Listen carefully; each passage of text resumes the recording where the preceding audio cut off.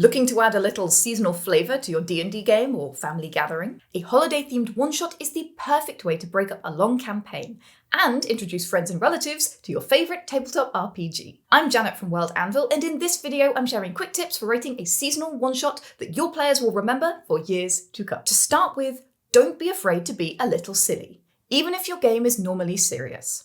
A seasonal one-shot is a holiday special for your players, an ideal opportunity to change up the tone for one session only. If your players have been slogging through the swamp of darkness for months, some light-hearted fun will be refreshing. And as a bonus, the contrast will make their next sessions feel even more weighty. A classic way to create a holiday one-shot adventure is with a new take on an old character, usually by turning them into the villain. Whether it's a version of Krampus, evil robot Santa, a Grinch, or even zombie turkeys, a holiday-themed bad guy is a great way to build a quick adventure with a holiday feeling. To start with, consider your villain's motivation. Depending on how PG you want to be, they might be after presents or souls. They might be an imposter, having kidnapped the real Santa figure or god of winter, in which case, your heroes must save the day. With recognizable figures, there's an opportunity to create some awesome themed mooks, that is, low-level henchmen. Think creepy elves, possessed reindeers, and the like. You can also get holiday-themed weapons, candy canes, gravy-based flamethrowers, and stuffing cannonballs. They can all really pack a serious punch. On the other hand, if you already have a rich campaign setting, a seasonal one-shot is a great chance to explore that in more detail.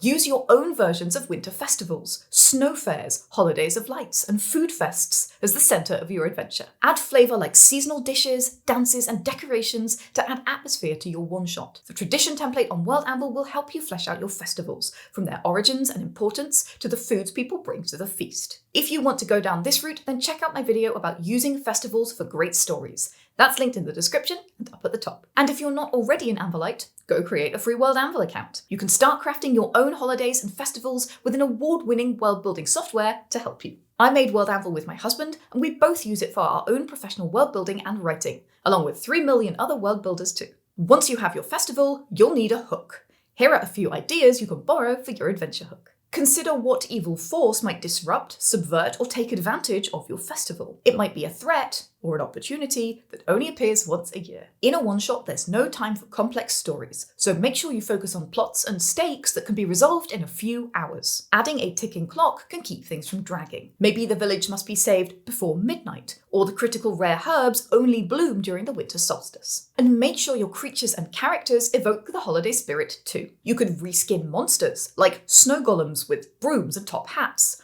or create holiday-inspired NPCs like pie-stealing fae, mischievous gnomes, or haunted pumpkins. Just make sure they fit the tone you're aiming for. As well as NPCs, use your environment to add challenges and seasonal atmosphere. Choose somewhere memorable to add flair to your one-shot. Then derive challenges from your location. Your heroes might need to solve a maze to escape, or win a pumpkin pie eating contest to persuade an NPC. And remember, you don't need to wait until the end of your adventure to add some unique festive flair with loot. Offer special items that tie into the theme. These details can really sell the seasonal atmosphere, and your players will have so much fun using their seasonal gifts during the adventure. As a bonus tip, if you're planning a family-friendly game with younger players at the table, make your one-shot accessible. Stakes should be clear without being scary or intense for kids. Children can play familiars or sidekicks like talking animals, helpful gnomes, or adventurous fairies to assist the party. For younger children, give them 2 to 3 actions without range constraints or too many dice rolls, but let them choose. Be ready to help them explain how actions play out if they get stuck. And you might also make them immune to certain damage to speed things up.